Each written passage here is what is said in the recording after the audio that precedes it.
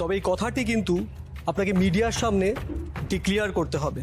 Press conference হয়ে গেলে পরবর্তী শিক্ষামন্ত্রী কে হবে তা নিয়ে আলোচনা শুরু হবে।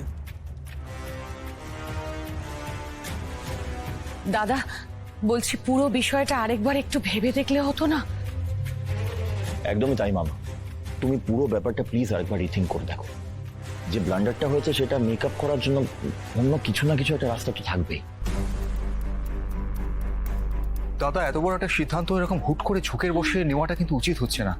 তার থেকে একটু সময় দাও, আগে পরিস্থিতিটা শান্ত হোক, তারপর তোমার যা সিদ্ধান্ত তুমি নিও। না রাজীব, সময় নিয়ে কোনো লাভ হবে বলে আমার মনে হয় না।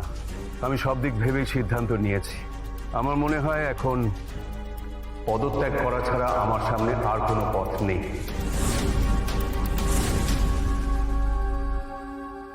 ছি ছি ছি ছি, যে পদ বীরুর অহংকার, বীরুর গর্ব, সেই পদ ওর কাছ থেকে আজ তুমি ছিনিয়ে নিচ্ছ সব।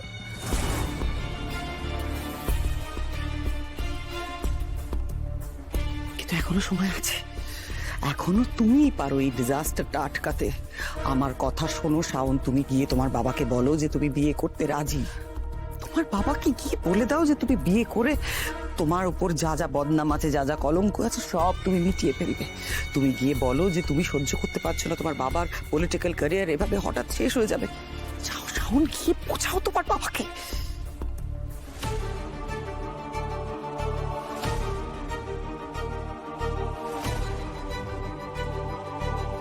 আমি জানি শাওন, আমি জীবনে তোমার সঙ্গে অনেক অন্যায় করেছি, তোমাকে অনেক কষ্টও দিয়েছি, কিন্তু এটা তো তুমি জানো বীরুকে আমি কতটা ভালোবাসি।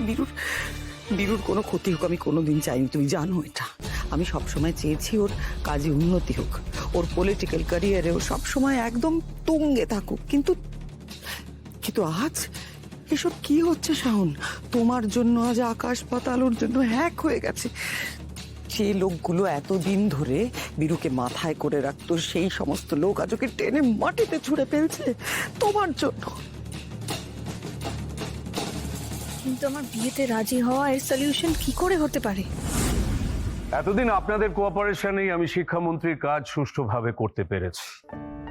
তাই আজ এই পদত্যাগ পত্রে আপনাদের সামনেই আমি সই করতে চাই। তবে তার আগে একটা জরুরি কথা আমি শুভকে বলবো।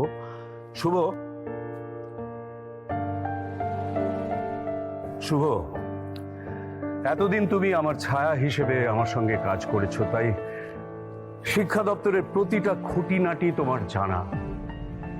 দল এখন যাকে নতুন শিক্ষামন্ত্রী হিসেবে নির্বাচন করবে